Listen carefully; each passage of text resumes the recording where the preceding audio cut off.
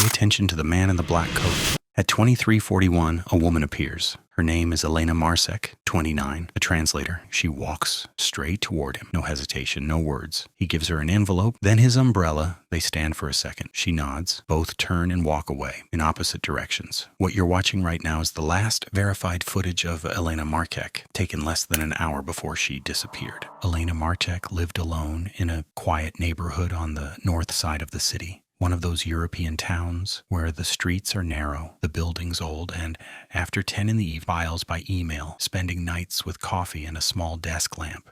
Neighbors described her as polite, private, the kind of person you barely notice until she's gone. During the week before her disappearance, Elena had received several packages, small envelopes with no return address. Each contained a single printed page covered in what looked like old typewriter text. She mentioned it once in a message to her friend, probably spam, but they smell like ink and dust, like someone typed them years ago. On the night of September 22nd, she left her apartment at 23:15 wearing her beige coat and carrying nothing but her phone and keys. Security footage from her street shows her walking quickly without looking around. She seemed to know where she was going. The park where she met the man in the black coat was just 400 meters away. What no one could explain later was why she went there at all, and how the man seemed to be waiting at the exact moment she arrived. The morning began like any other. 2 emails to clients, one returned marked delayed. At 10:23 a.m., her phone registered a missed call from an unknown local number. 7 minutes later came a brief message with no name attached. Tonight, only you. There's no reply on record. Investigators later confirmed the entire chat thread had been manually deleted. By afternoon, Elena received the 3rd unnamed envelope that week. The paper again carried that faint scent of ink and dust. Inside was a single page, the address of the park, and one line, deliver in person. A neighbor saw her standing by the window for a long time, the page in her hand, before sitting down and writing something into her notebook. At 6:07 p.m., a tram camera caught her near the back door. She was holding her phone in one hand and a thin folder-sized envelope in the other. At the bakery stop, she got off, bought a bottle of water and a box of mints. The receipt would later be found in the pocket of her beige coat. That evening, she worked at her laptop until 10:58 p.m. The translation file was still open, the cursor blinking mid-sentence. On the desk lay the previous 3 envelopes, perfectly aligned. On top, a note with a handwritten route to the park and the time, 23:40. The apartment door closed softly without haste. The final city camera before the park caught her walking along a narrow street, steady pace, head lowered, phone tucked away. No glances behind her. She walked like someone who already knew the answer and only needed to hand it over to someone else. At 11:38 p.m., park surveillance camera number 7 captured the first sighting of Elena near the northern entrance. The rain had stopped minutes earlier, leaving the stone path slick and reflecting the yellow halo of the streetlights. The temperature was 9 degrees Celsius, humidity high, visibility reduced by thin mist. There were no pedestrians in view for the next 40 seconds of footage. At 11:41 p.m., a male figure entered from the west side. Black coat, dark trousers, short hair, average build, height approximately 1.80 meters. No umbrella, but his right shoulder was damp. He slowed his pace as he approached the bench by the footpath. The timestamp overlay recorded 23:41:32. Elena appeared from the opposite direction at 23:42:10. She paused once before stepping into the light. Both figures faced each other briefly. No handshake, no visible conversation. At 23:42:44, the man removed an envelope from his coat pocket and handed it to her. She accepted it with her left hand, without hesitation. For the next 5 seconds, they stood still. Then she turned north, walking toward the exit. He remained motionless until she disappeared beyond the frame at 23:43:18. Only then did he move, placing both hands in his pockets and heading east. The footage ends abruptly with a flicker and digital artifacting. The final visible frame, time-stamped 23:43:27. Investigators later confirmed that this particular camera had suffered a temporary connection. Investigators would later confirm the phone's SIM card had been removed manually. Between 23:50 and 00:05, no further public camera footage recorded her route. The next available image was taken at 00:11 from a residential building's dash-mounted CCTV, showing a faint silhouette, female proportions, light coat, crossing the intersection near Eckhart Street. The quality was too poor for confirmation. At 0017, a jogger passing the southern fence reported seeing a man in a dark coat standing motionless under the lamp near the trees. He was described as tall, hands in pockets, head slightly lowered. The witness continued his route, assuming the figure was waiting for a taxi.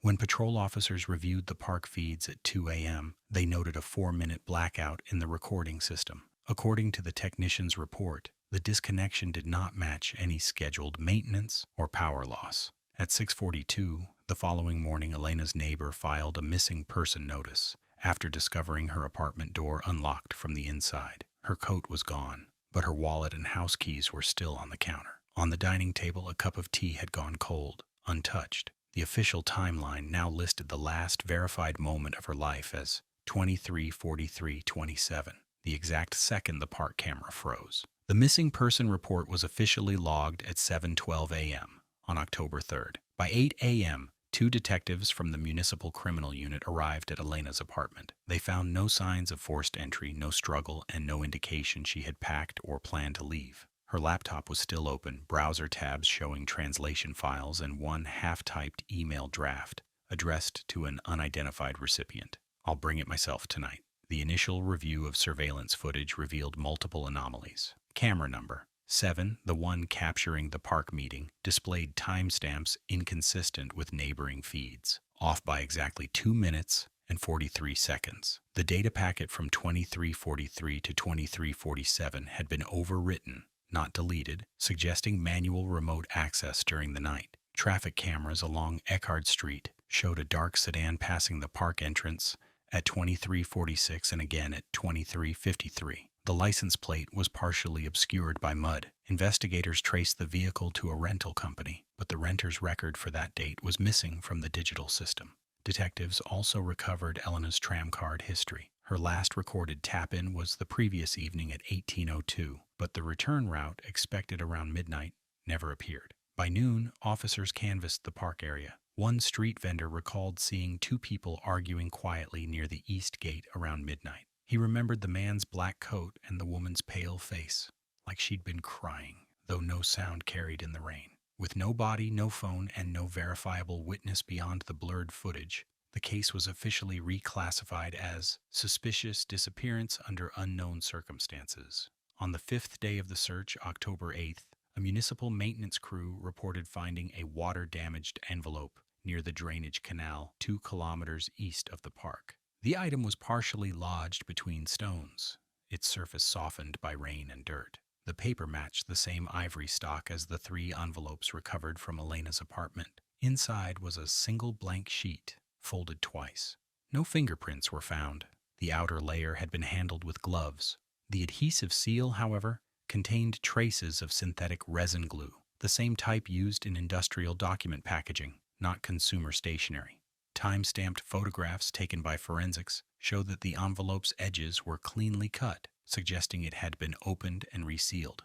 The internal humidity analysis estimated exposure to open air no longer than 12 hours before discovery, which contradicted the heavy rain recorded earlier in the week. At 14:27, detectives compared the serial watermark on the paper to those in the previous envelopes. The batch numbers were identical, a discontinued print line from a local legal office that had closed 3 years prior. Investigators extended the search along the canal for 2 more kilometers. At 16:03, they recovered a fragment of what appeared to be a torn tram ticket, time-stamped 23:22, 20 minutes before Elena's last confirmed camera sighting. Despite the limited physical evidence, the report concluded the envelope had been placed deliberately, not washed downstream. The working theory shifted from disappearance to controlled handoff and post-event staging, indicating an organized attempt to redirect the investigation's timeline. For nearly 2 weeks, the case remained stagnant.